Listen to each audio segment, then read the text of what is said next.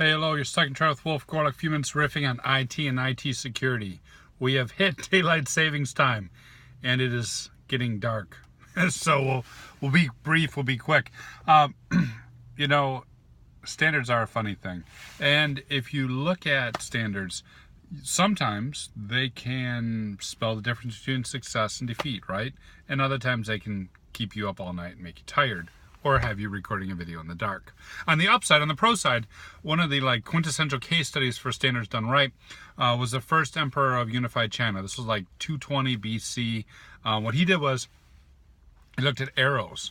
Up until that point, everyone carved their own arrows, right? So if you've got a bow and arrow and you've got a partner with a bow and arrow and your partner dies, you go to grab his arrows, they oftentimes wouldn't work in the bow. They would be the wrong shape. They wouldn't fit the string. Everything was very, very personalized.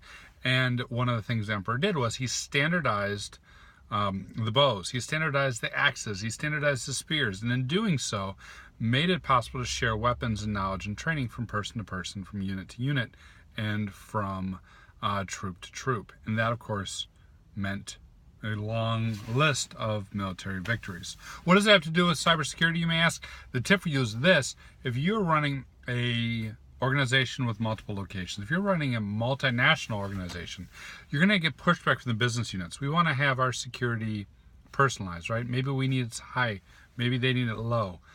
Different orgs have different standards. Different orgs have different requirements. The tip for you is this: resist that and set a minimum standard. Remember those archers, right? You need to have the exact same thing in your organization. Business Unit A has to have interchangeable security controls with Business Unit B. And Business Unit C, the same. And A, B, and C have to be speaking the same language. And if they are, they can share tips, tricks, back and forth. Oh, you're good at asset control. Here's what I do.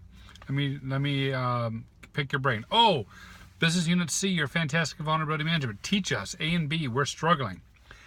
By standardizing and setting a bare minimum standard, you can create lots of opportunities to accelerate programs by cross-training, sharing practices, and so on and so forth. You can also still have differences in security posture because maybe B is doing some top secret stuff. So you want to have them a little bit more secure, right? Meet that standard and then go above it where you need to. Otherwise, you end up doing a lot of rework, a lot of custom jobs, and each one of these organizations, like the archers, can't necessarily share things in this seamless, cohesive way, and that slows down the security posture, right? That slows down the progress and weakens your posture, and when you're up for an audit, makes it even more troublesome to become compliant. So, that's it. What do you think? Pros, cons of standardization for multinationals? Hit me up, comments, social media. Cheers.